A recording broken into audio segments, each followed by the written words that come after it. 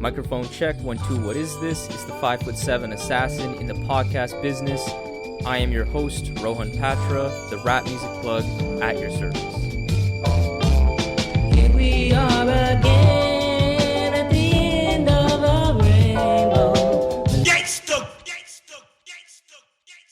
The Rap Music Plug podcast presented by QLC TV is the remedy to the I don't have anything good to listen to problem.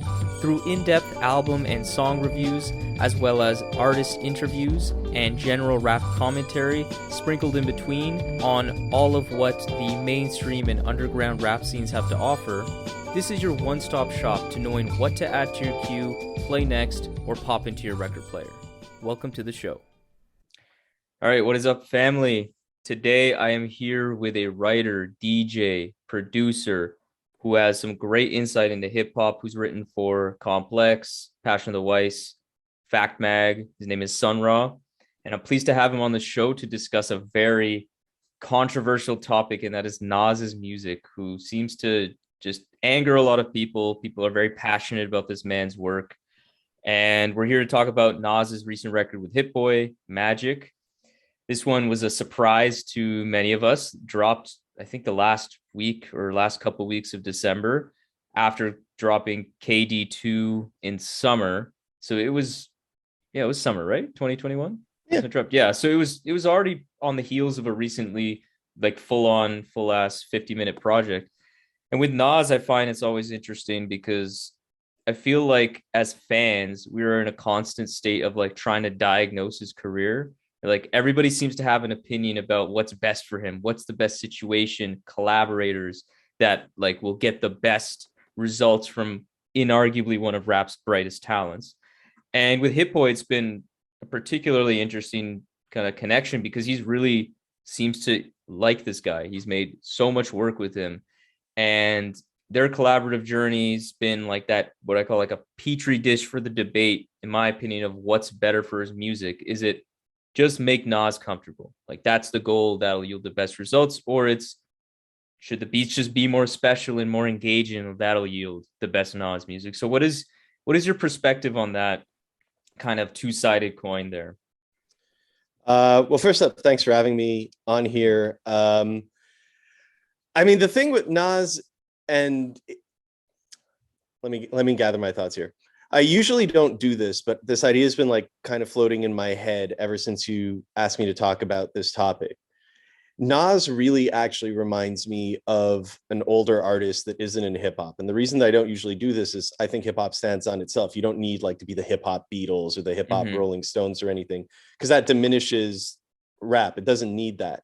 Yeah. But in Nas's case, he actually does remind me of Bob Dylan for a couple of reasons. I mean, the most obvious one is they're both on Columbia Records for a large part of their career, no longer at this point. And they were both these golden children that came out of New York. I mean, Nas is from Queensbridge, obviously, and Dylan moved there and got his success. And people just had this idea of what they represented.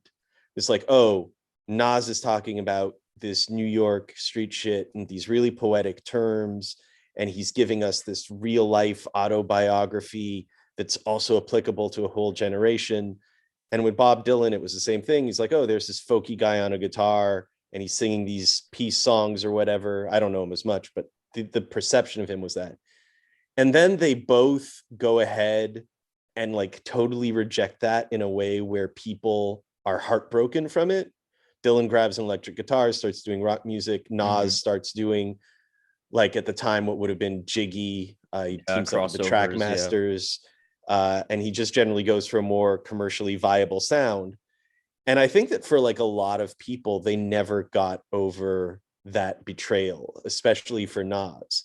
And I think that's a mistake, because if now that we have like years of his music under his belt, for me anyways, it turns out that Nas is really, really great at two specific things, and we didn't really get that at the time. He's good at that autobiography, that grittiness that goes deeper. It's got poetic resonance. It means something to people. But he's also really good at crime fiction. It was written, and I mean, we're going to get to Magic eventually, but It Was Written was really not true. He was never this giant cocaine running Scarface figure. Yeah. And I mean, rappers and critics have like torn into him over this, but it was a really good record. It's so good. Minus, you know, possibly Black Girl Lost that really aged terribly. I mean, you can put that on from beginning to end. I also don't like the intro, which to me is long. It's just started off with. It is so strange. I like it, but it's so weird. I don't understand it. I'm just there, and it's like, okay, you're on the plantation, but then you're talking to AZ, and it's just the accent. I was like, Jesus. Yeah, I was just there, and it's like, I see what you're doing, but you should have really just started with that Sting sample, because it's like it's foreboding and all that, and it would have worked. But you know, minus a few nitpicks, you know, it's a great record. But because people couldn't accept it, you have Nas kind of like getting defensive. And, you know, after that, like people still didn't like what he'd put out. You have I Am, which to me is a really underrated record. It's mostly great. I mean, the production was late 90s, which I can see why people don't like. And I mean, Nostradamus was rushed, but if you take the ones that ended up on the Lost Tapes album, you've got like pretty much a good double album between I Am and the best of those two. And, you know, and then Nas does Stillmatic to get over the whole Jay-Z beef. And you mentioned that I'd heard Nas earlier in my life. I think my most like intense Nas memory was last year of high school, just running up to my homie and be like, you have to hear Ether. Yeah. And my homie, like, he liked hip hop, but it was just like, I'm talking with some friends. I'm trying to go. He's like, what are you on about with this obsessive rap shit? But it was this thing where if you're like really deep into the nerdy side of rap, that was just this incredible moment. And from then on, everything after that, he's kind of gone back and forth with like, okay, I want to please the people, but I want to do my own thing, but I want to be commercially viable. And he doesn't always seem to know what he wants, but he knows that he doesn't just want to give people what they want. He's not doing the music just to please people that like Illmatic, because he would have done another one by now. Yeah. And just moving up to these projects with Hit Boy, I mean, rap nerds really were pulling their hair out over why would you work with Hit Boy? Why this guy? Why are you doing this? And it's weird that, you know, by the time they get to their third project, they've dropped something where a lot of people are like, oh, this one actually works. And I think that's interesting that the first two, I mean, the first one, it won a Grammy, but I don't think that many, you know, people that are deep into rap were loving it.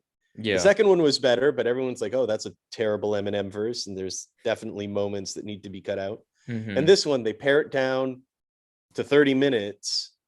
And they literally say on the tape that they're just feeding the streets. Like, you can tell that this isn't something that they've made this whole plan to do, but just by kind of getting back into shape and rapping, you know, for a couple of albums worth with this guy, and then just going in and shooting, it's a lot more natural. It doesn't seem like there was this pressure to make this big statement, or to say anything. And that's really what ended up working for Magic, in my opinion.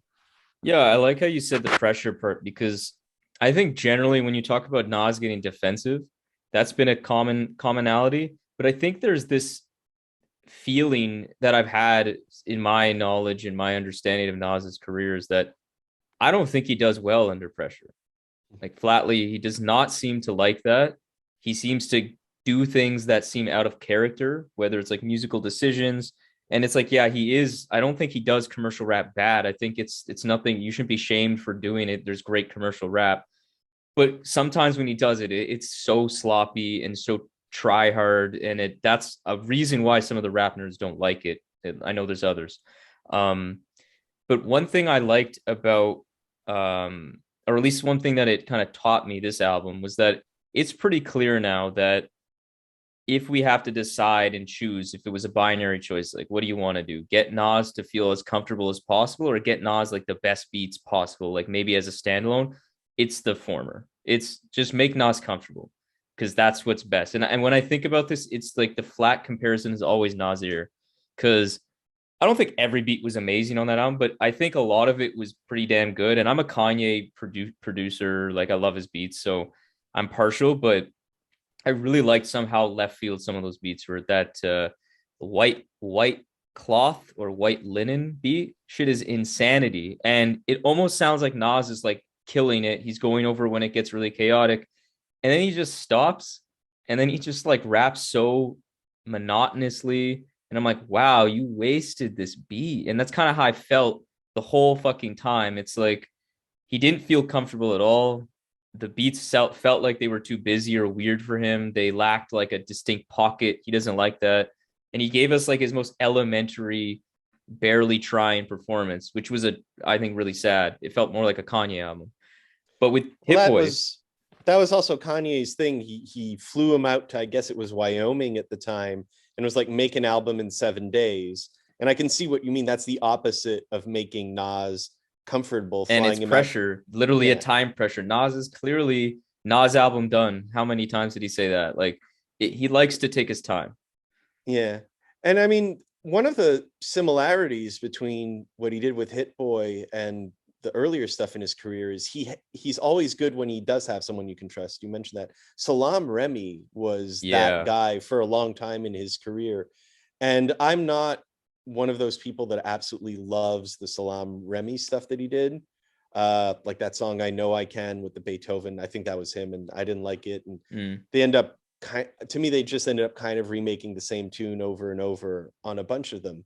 But it was clear that he wanted someone in his corner that understood where he was coming from in terms of growing up in the 80s out of, Marley Marl and the Juice Crew and that raw aesthetic, but also someone who could take that and translate it into a way where I'm an industry rapper. I Yeah. want to be in these award shows. I want to be mentioned, as someone important beyond the streets. I mean, Nas didn't really care what Funkmaster Flex had to say about him because he's already done that. He's like, I already know that I'm dope. I have Illmatic. You're not allowed to say anything to me about all this stuff.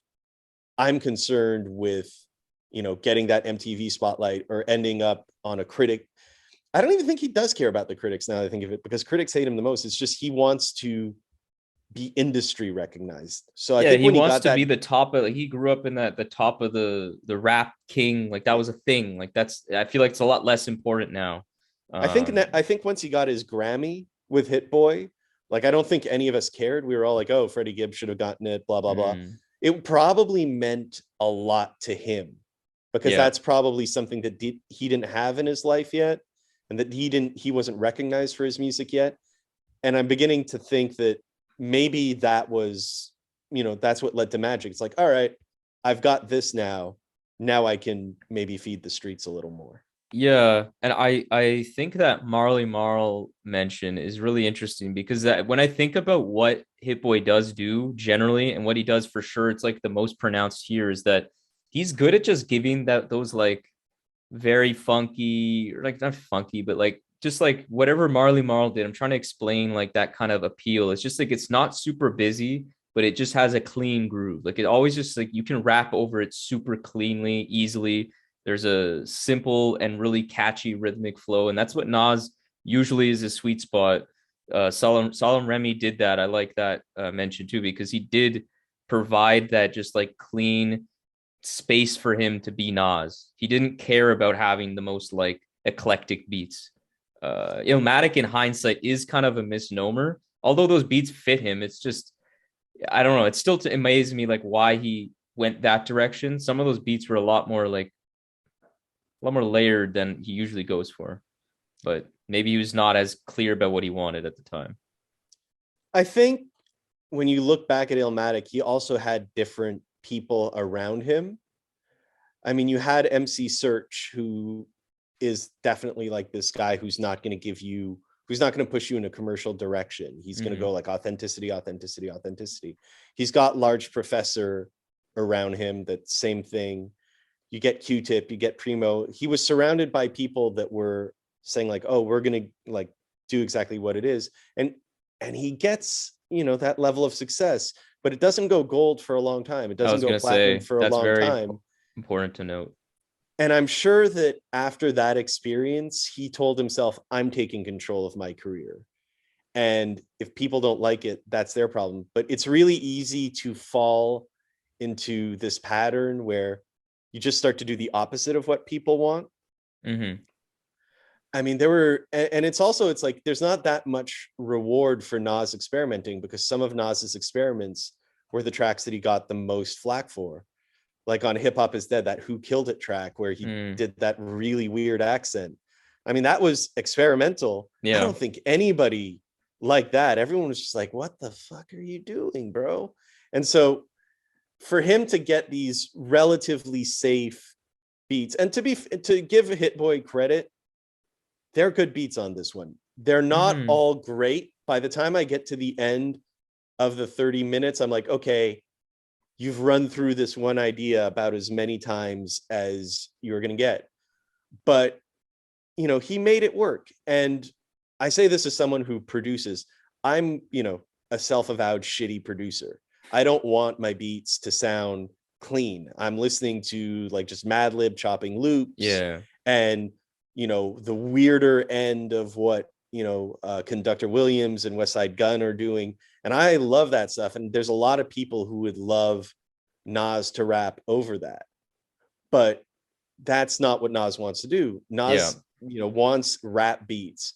And he's like, okay, Hit Boy, give me something that bumps, that has drums, something that will not get me roasted on Black Twitter, because, you know, I'm going out of pocket and I'm doing like trap shit, or I'm doing like, you know, over the top drill shit. But make sure that, you know, when I play it to my friends who are also like 40, 50 years old, you know, they get it right away and they're like, this bumps. He doesn't want to play his music for his homies and they're like, what's this weirdo shit? Like, he's not that guy. He's not MF Doom. He's not what, even West Side Gun, who's like, what amazes me about him, not to get too far off topic, is that guy seems to just be, no, go weirder, go weirder, go weirder. Let's see how much I can push this and still be in the mainstream conversation. Yeah, exactly.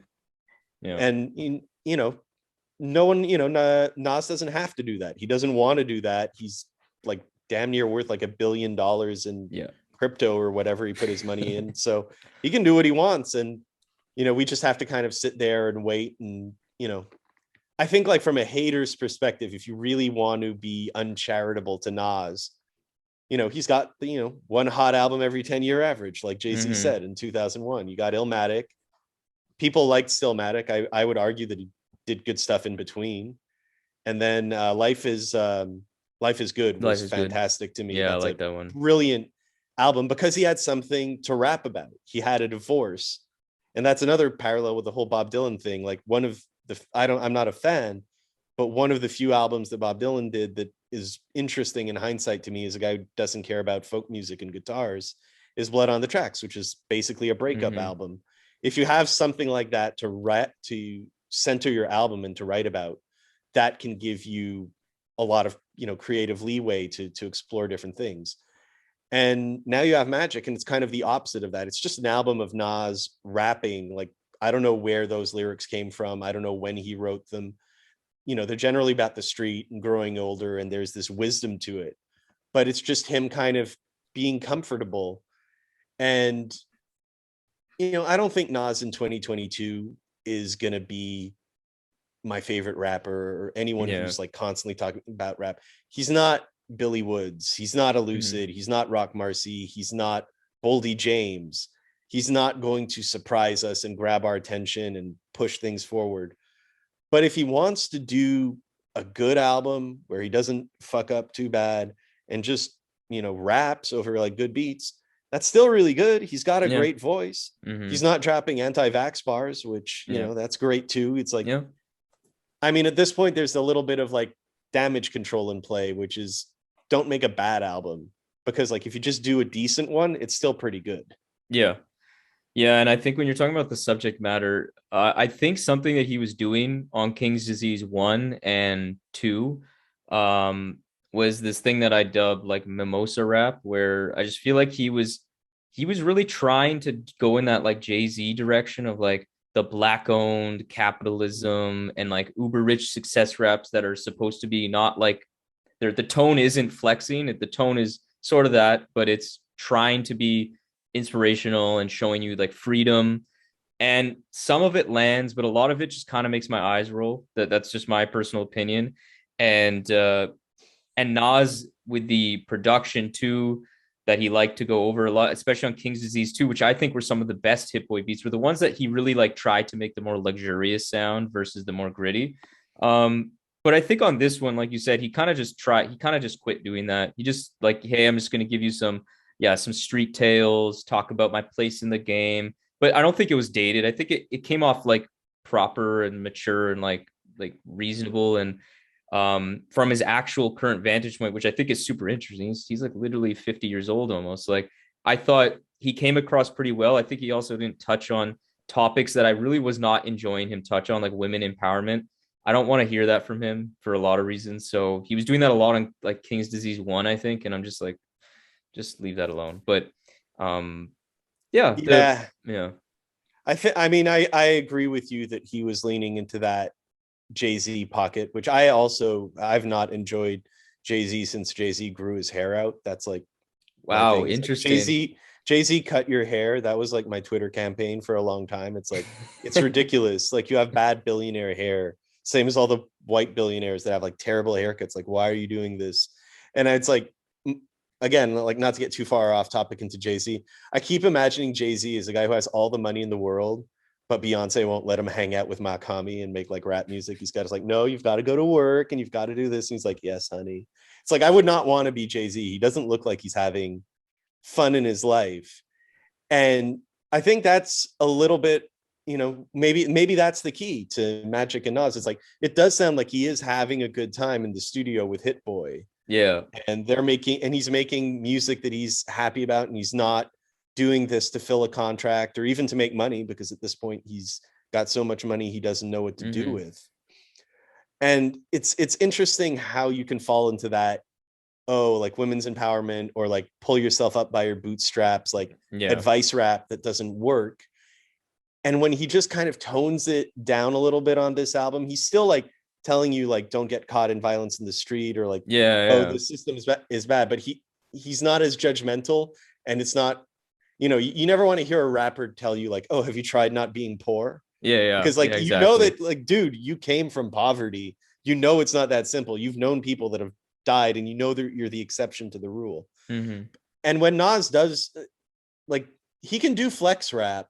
Like, I love when Nas actually teams up with Rick Ross, because it brings out something out of both of those guys, in that like Rick Ross also didn't live a whole lot of stuff that he raps about, but they're both good writers, and they both seen Goodfellas like a billion times and no real life examples of the stuff they're talking about. So it ends up making really fun rap music. And Ross is obviously like, he's kind of the opposite of Nas. And when it comes to picking beats, like Rick Ross will find the best beat and then just rap over it and do a shtick. And he's like, all right, I'm good. Yeah. Like Accident Murderers off Life is Good. Fucking love that track. Yeah. They're great together. It also like, I think with you mentioned Jay-Z again, not to go too off topic, but I find that interesting. I'm trying to even articulate why, but I definitely like Jay-Z, the long hair Jay-Z, because I think that whenever he did that shit, he started to rap differently and way better, because he was getting stale from like basically since unretiring till about, honestly, until 444. Like, I really was not enjoying his raps. He was just like, he sounded like Nas. That's actually like the way, not because he was still doing a similar thing like Black Excellence, but from the really capitalist perspective, like on Magna Carta, Watch the Throne, which I think were a bunch of blown opportunities to make like really great records. Instead, like Watch the Throne, I still like it, but it could have been better. And Magna Carta was just not very good in general, but the beats were great. But I think, I don't know what he did. There's something more gritty, something a bit more relatable, or I don't know. I'm trying to think of how he does it that I just think works a lot more. And I just think he's rapping incredibly better, just from a, like, because he is getting influence from Mock. I think that's like those kind of guys. It's pretty clear. And I think it's really cool seeing him. Like, it's literally like seeing, he's like you're in fan of football. I don't know. Are you a fan of football? No, I watched some basketball, but that's it. Okay. I'm not even trying to think of basketball reference. But he's like, I can give you a wrestling one though, because it ties into Magic, where I think that Jay-Z could put out an album that I would like again, but he would almost need to do what Nas has done in the past 2 years, which is to say, when Nas came back on King's Disease, the first one, he was shaky. And then King's Disease 2, there were some mistakes, but like people generally liked it better. Yeah. And then this third one, people are like, oh, damn, Nas is good. And I don't think it's just, you know, people's opinions changing. I think like Nas shook off the ring rust. He got in, and if you're going to rap, you have to rap. There's very few people, you know, unless you're Andre 3000, Yeah. who is insane, who can just drop one verse and disappear and play the flute. Most people have got to actually write to become good writers. And I mean, even for me, I don't write as much now in terms of blogging, in terms of writing for articles. And it takes me a while to get back into the rhythm of it. Same thing with beats. If I don't do beats for 2 weeks, I got to make a couple of beats to get back into it. So for Jay-Z, who's not making albums all the time, he would need to actually dedicate himself to rapping again, go into the studio, make 30 joints, don't put them out, and just get back on your, well, not a pen game for Jay-Z because he doesn't write down. Yeah. But maybe pick up a pen again. That might, you know, try a different approach. But he's not going to do that because he has all of these obligations and, you know, whatever Jay-Z does. I mean, I don't know how he lives his life, but I'm sure he's just really, really busy. And that was kind of the secret for Nas. Like, I'm excited for King's Disease 3, not because I thought the first two were brilliant, but because, hey, if you do another one and this is your best one yet with Hit Boy, maybe the next one will be even better. Like, you're going to sharpen your pen and you're going to get better at what you do. And that's really the secret of a lot of hip hop that people do love right now, is people are working harder than ever. Back in the day, you could only put a rap album every 2 or 3 years. By the time your label turns around, gives you an advance, you mix it and master it. Now you have like Billy Woods dropping 2 albums a year, West Side Gun dropping 3 albums a year, Mock dropping 2, Boldy dropping 2. And the more you work, the better you get. Yeah. Yeah, and you're talking about being excited for KD3. I also am. Also, similarly, I like KD1. It was all right. KD2 was very marginally better, I found. It was just a little more bloated this time. But I noticed he was rapping better. I was noticing the comfort was starting to show, and then I think he's even more comfortable with Magic. And I think one thing I'm looking forward to is to see if he does want to expand his like lyrical scope to go kind of tackle those things that he was trying to do a bit more of on KD1 and 2. Maybe he'll just do it a little better. Cause like, I'm trying to think again, why do I like what Jay-Z's doing more? I just think of some of those lines that he has on like 444, where it's just like the way Jay-Z just has that, like he says something and it's just instantly like a quote to live by. He just is a great writer at making memorable lines. I don't remember any memorable lines from Nas other than like, oh, he's rapping like with good flow. Like that's all I really got from it. So maybe he can bring some, because I think he was rapping a lot better on this album than any of the others. And then also avoid any of the like YKTV tracks, which actually I didn't hate the track, but it just made no sense. I don't want to hear Nas on that shit. Like, call me old fashioned, whatever. But and also, like, I'm curious to see what Hit Boy does, because I feel like he's the king of making beats that I almost love, but I don't. But there's something about it. It's like hearing, like, I don't know how you would call it. It's like hearing like soft rock on like generic radio station. It's like nothing wrong with this. It just feels a bit sterile, even though like, because I am a Coldplay fan, like not a huge fan, but I can respect the music. But I can acknowledge, like, man, this is some cookie cutter shit sometimes, and I just feel like there's all good elements, but there's like something just like lacking bite. Maybe it's way too clean. I think that's kind of how I feel, but it's no surprise that when we get to Magic, my favorite moment on all of the Nas albums is probably like with Hit Boy was The Cure, but the ending, you know how the beat switches and that's how the album ends? That's where it sounds like it just goes like a really like nice haunting sample and just like a nice driving boom bap beat. And Nas again just sounded the best he has. Unsurprisingly on Magic, that's more or less what we get. It's more of that sound, and he sounds great. I thought it was interesting this week that Complex put out their producer of the year kind of thing. I think it's best producer alive or whatever. And Alchemist won. And at the end, he shouts out Hit Boy, saying that was his competition, which to me, that was really fun because, one, I'm sure Alchemist actually believes that. Yeah. And two, I'm sure his fans, like I briefly looked on Twitter and they were like, why the hell is he shouting out Hit Boy? Mm-hmm. But it's, they are working in the same lane, but it's that difference that you mentioned where it's like Hit Boy takes beats and he makes them cleaner, Mm-hmm. and Alchemist will take that classic sound and make it weirder and a little rougher. Yeah. And I think Alchemist really respects the work ethic, because obviously Alchemist and the idea of just like linking up with different rappers, making something for them. Obviously, Alchemist has had some great success in the past few years. I think Hit Boy, like the beats he did for Big Sean's Detroit, which I don't think was a great album because like I'm not a huge Big Sean fan, but I thought it was pretty decent. But the beats were really good. I thought the beats were actually quite good.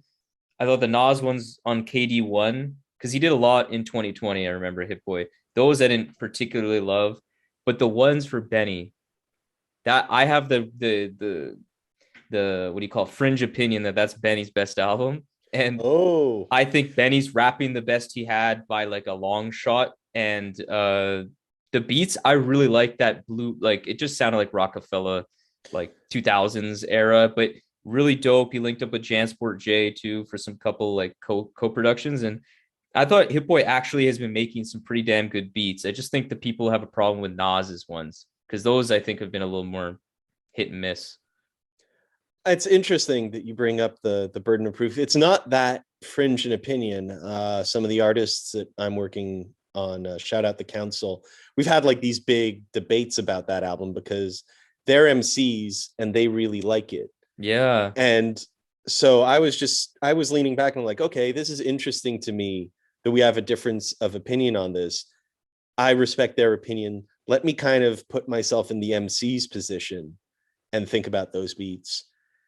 And one of the ways I was looking at it is that makes your job really easy to rap over those luxurious soul beats that Benny had, because the beat sounds instantly lush and good. So even if you're not going 100% and you don't, drop your best verse ever, you can kind of fall back on it. And you contrast that to say Tana Talk 3, which I would say that's my favorite Benny album by a lot. If you don't like have something to say and every line isn't really interesting, that's going to sound like a bunch of spooky music. And I mean, like there's that meme on the internet. It's like, it's going to scare the hose. It's like, it's not, you can't put that on around people that aren't into the culture and expect a good reaction. Yeah, exactly. And I think like just when we talk about rappers getting better, that's kind of just how I feel. I thought Plugs I Met, Benny significantly stepped up his pen game. That's where I was starting to catch quotables. Like before, I feel like Tana Talk 3 I really liked the record, don't get me wrong, but it's like, I don't really get many quotables. I don't remember many bars. I just remember like the energy, the grit, the hunger. Like that shit was ill. And I like the beats. I like that style of beats. But Plugs I Met 2, not definitely not 2. I did not like that one that much. Plugs I Met 1, I thought the beats were kind of cool. A lot like some of them were pretty different. The one with 38 Special, I just think he was just on another level. And then Burden of Proof, I think he fit that. He actually gave some like really good like quote unquote wisdom on that album a lot. I thought I really was fucking with what his like messages. It was like, damn, that's like really mature. And I don't think he did a lot of that before. So I just thought it was interesting. I also think that for me, that's where, and I tried not to let this impact my listening too much, but you got to be honest with yourself. Maybe my age there played into me not liking it as much, because Burden of Proof to me was Benny trying to do Reasonable Doubt. And I heard Reasonable Doubt when I was 15. So I was like, I don't need you to be something I've already heard or someone that's already there. And I totally get why Benny, who has spent a large amount of his life dealing coke, would want to follow the career path of the most successful rapper who's made a career out of doing that. It's a very logical business plan. But I was just there. It's like, you were better when you were doing your stuff. But he's made it very clear that you want to, like, similarly to Nas, who we said doesn't always want to give the fans what they want. Benny has made it really clear that he doesn't want to be an underground rapper. Yeah, that's a good parallel. Doing a DJ Muggs collab like album. That's not what he wants to be. He wants to be on TV. And that's really, to go back to Alchemist and Hit Boy, that's the difference in 2022. Alchemist wants to sell vinyl and merch and do shows. He's said it in his interviews, like that's how he makes his money. It's like limited edition vinyl. You don't need to have 1 billion people listening to you. You just have to have people that really care about your shit ready to put money down on your product. That's what works for him. There's no limited edition Hit Boy vinyl. He's just trying to get millions of streams. And those are like 2 perfectly valid career paths at this point. And it's great that there's ways for people to make money in music, because there was a while where nobody was making money in music. But if you go in expecting a limited edition vinyl experience from Nas and Hit Boy, you're setting yourself up for disappointment. Whereas, you know, if you go and you're listening to a Currency album with Alchemist that's going to come out or whatever, it's going to be great if you're expecting that. If you're expecting a huge club banger that everyone's going to go wild for, you're not going to get that. Yeah. And I guess to end on Benny, he wants to have it both ways, which is interesting because I don't know if he can pull that off. But I mean, he managed to make like 10 of that single with J. Cole is actually really good. I haven't heard that yet. I've heard it was good. Yeah, I'm interested to check that out. I'm not a J. Cole fan at all. I'm not like a hater where it's like, oh, he's the worst thing ever. It's just I'm not particularly interested in what this guy has to say about anything either way. It's pleasant. You mentioned Coldplay. He's kind of like he's in that lane where it's that's like, not a bad comparison. Put him on in the background, but he doesn't ruin this track. It's like when he was on that Gangstar single a couple of years back where he's like, oh, this is gonna be terrible, why'd they get J. Cole? And it's like, oh no, he respected this enough where this is a totally it's not even listenable. It's just a good rap track. You did your verse, you prove that you can like handle a 16. It's definitely not like when Eminem shows up on King's Disease 2 where you're like, okay, this is now a skip. This is completely. And Eminem Eminem at this point, like he's like which is something that some people have criticized Kendrick Lamar of doing, which I think Kendrick Lamar in those instances that people are mentioning, I think he just rapped really well and like made it work. But just like Kendrick, they always steal the show to the point where like the beat changes, the whole song changes, the tone, and that's really risky to just keep getting. That's your pattern. And I think Kendrick does it, and he kind of like, I think he usually pulls it off. I'm thinking like when he was more active, like the mid 2010s. But man, Eminem does that shit, and God, it's just really, really not working. And I can't. I don't understand like what the normal build artist is thinking they're getting out of Eminem and thinking, oh, this is a good idea. Like, I mean, I don't know anymore. 10 years ago, I imagine that you're like, it's not good, but it'll get me like a whole bunch of spins or a whole bunch of sales. I have no idea why anyone still has him on. I mean, I say this as someone who, you know, 1999, I was a rap fan. Like Eminem was huge for me for a very short period of time. But I mean, ever since 2002-ish, even, you got to imagine that he's just put holes in his brain through drug use, and like the part of his brain that can still put words together is there, but the part of his brain that would say like, is this a good idea to say this in this way, is completely burnt out. And when you're that rich and you have people around you telling you like, oh, it's great, boss, just keep doing what you're doing, like, you know, no one's gonna tell him like this is whack. And when you talk about an artist who clearly wants that kind of level, like that kind of acclaim, not like the streets, like he's never been that guy. He from the get-go was, and it makes sense. He's talented at making, or at least then was good at like a good songwriter. Like fuck, that shit was so catchy on Marshall Mathers LP, Slim Shady LP. But talk about a guy who really, really wants to be on the radio. Like he's the guy who's responsible for the employment of Skylar Grey. Like, yeah, I mean, arguably the worst hook person I've ever heard in my fucking life. I only ever hear him when he's on other people's tracks, and you know, I know I'm not going to enjoy it or anything, but it's interesting to bring it back to Nas, because if you listen to the absolute first Eminem album, he was trying to be Nas so badly on Infinite, or trying to be, it was halfway between Nas and AZ before he figured out what he was doing. And you know, I don't knock him for that, because everyone needs to find their sound. And nowadays, you know, people scrub their stuff off the internet or whatever. But yeah, it's all that whole generation of really huge superstars. So Jay, Nas, Eminem to a certain degree, Busta Rhymes to a certain degree.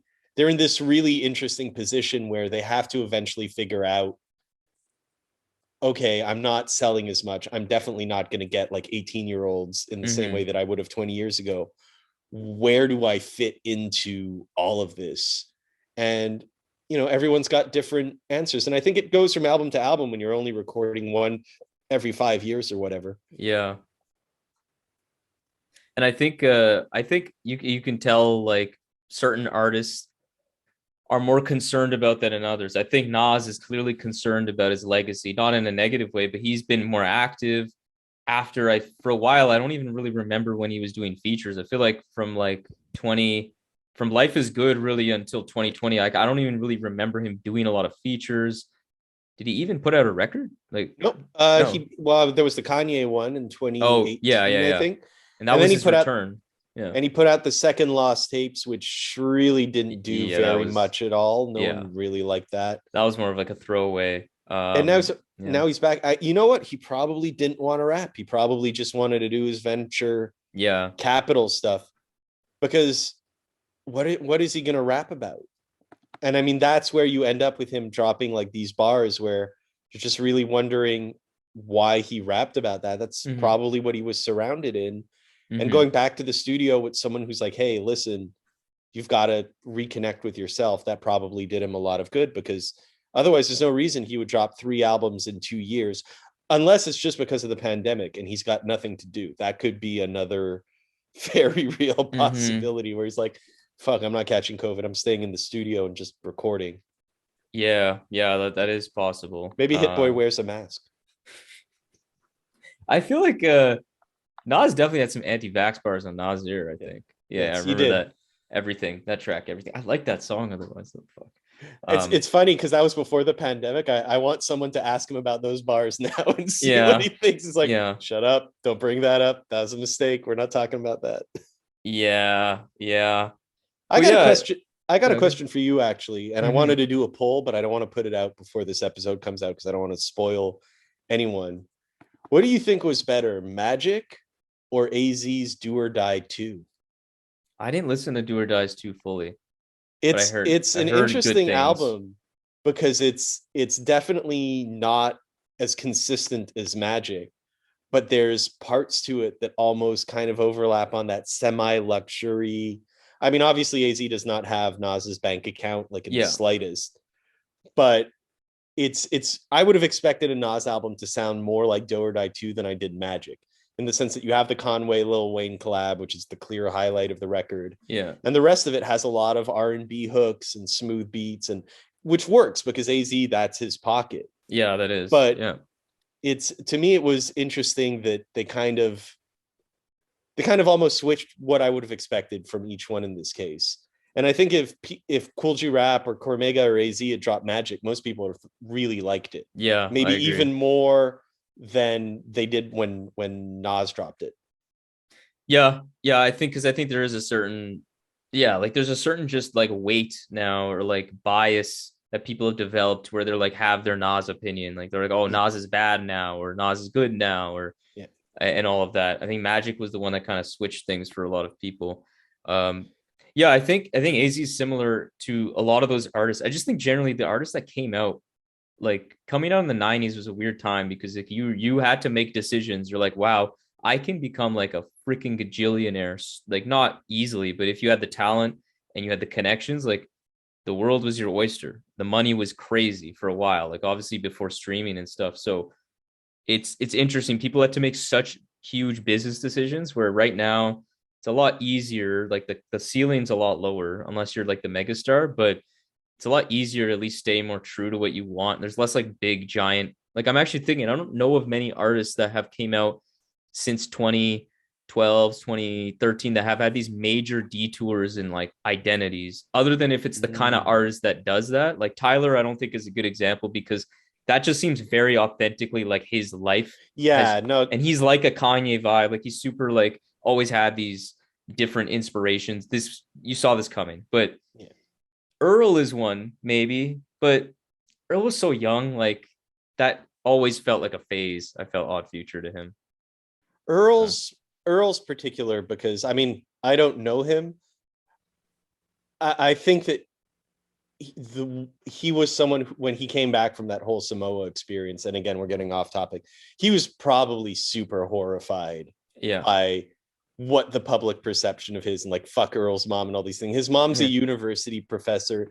His dad's a poet. And like, I remember what I did when I was like 14, 15, 16. If I was defined by what I did back then, like years later, God, that would be so horrible. And that almost gets back to Illmatic, because I remember last year it was someone was asking about, what are you doing for the 25th anniversary of Illmatic? And Nas kind of lost his shit. He was like, nothing, it's done. I've reissued it. Everything that's from those sessions has been put out. I did it with an orchestra. There's nothing left for me to do with this thing that I did when I was 19 that you won't let me move past. And, you know, at that point, I almost felt a little bad for Nas, because it's true. People won't let him move past. He talks about that on Special. And I think that like, that's the time where when I mentioned earlier that when he does talk about like his place in the game and things, I think it just came off a lot more like real or authentic, where I was like, it's like he said it well. He's like, these people found this shit really special and they can't get past it. It's like, it's true. They can't let go of that Nas. And other artists have said that in different ways. I think the way he said it was nice. I think it was well articulated.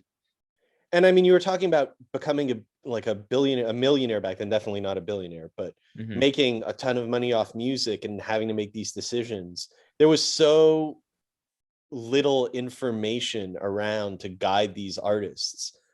I mean, when you like nowadays, you go on the internet and you can like Google stuff and you can figure out how to make a career out of music. Yeah, you can figure out what's popping pretty quickly. Like, if you look up how Nas got signed, like the A&R, Faith Newman, was trying to find him and driving around Queensbridge and asking people, hey, where can I find this guy Nas? He didn't have a phone number. He didn't have a pager, I think. So to go from that situation to suddenly, you know, you make your money, but people hate you, but you're having beef with Pac, and you have all these situations going on. I mean, I can imagine Nas, after like Biggie and Pac were shot, being genuinely concerned for his life. And not wanting to be, you know, in that sort of situation and removing himself from it. And people are like, no, go back to this, you know, this Project Mind state that's like, no, I'm not, I'm going to get shot.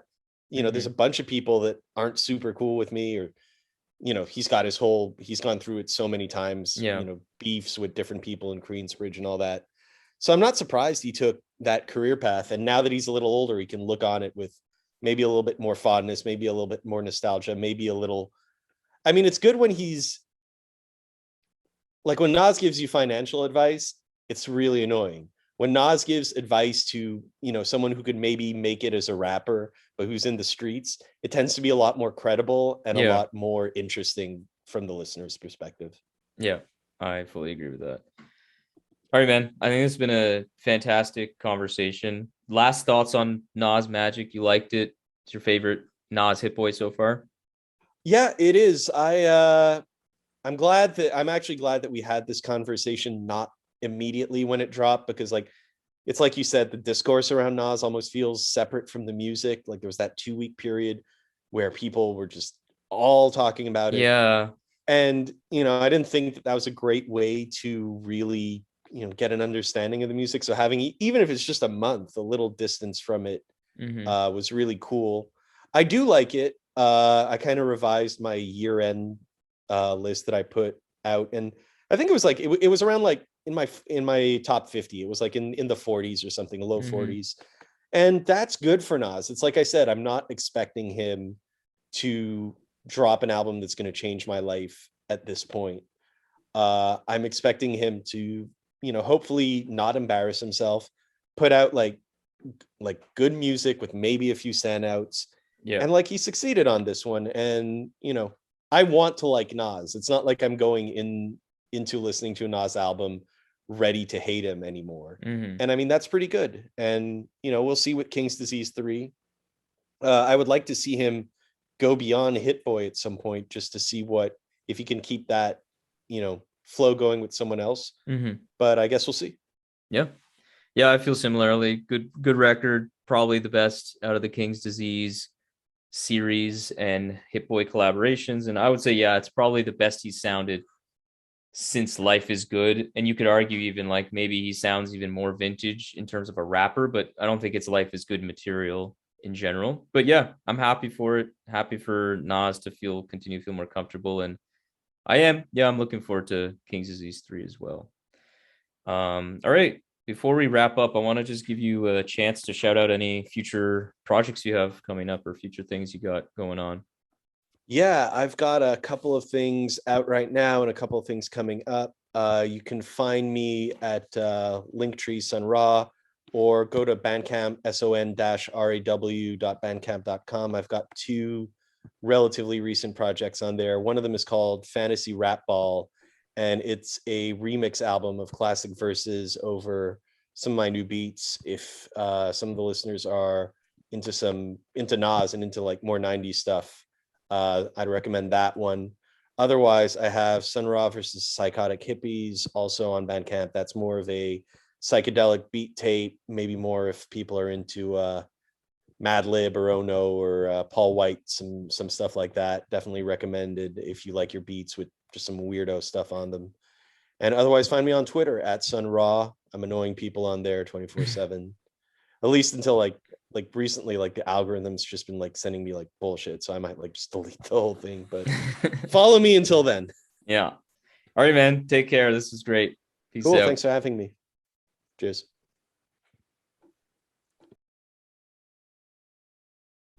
So there we have it, another episode of the Rap Music Plug podcast presented by QLC TV. I hope this episode gave you some new perspectives and insights into what the greatest art form known to man in hip-hop music has to offer. If you want to support the show in the most meaningful way possible, it would be my absolute honor to have you as a patron in the new Rap Music Plug podcast Patreon.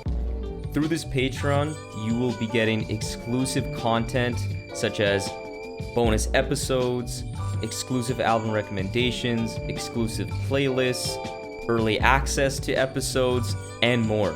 And above all, though, you will be able to support the show directly in a way that will not only justify the crazy amount of time I spend on this show already, but allow me to cover some of the expenses related to supporting all of these great artists that we cover on the show through the website, and will allow us to sustain and build on this amazing growth that the RMPP has experienced recently. Big shout out to Dano of Free Music Empire, Levy, Mahima, Jeff, Fatman Toom, and Khalid for your generous support through the Patreon. I really appreciate it.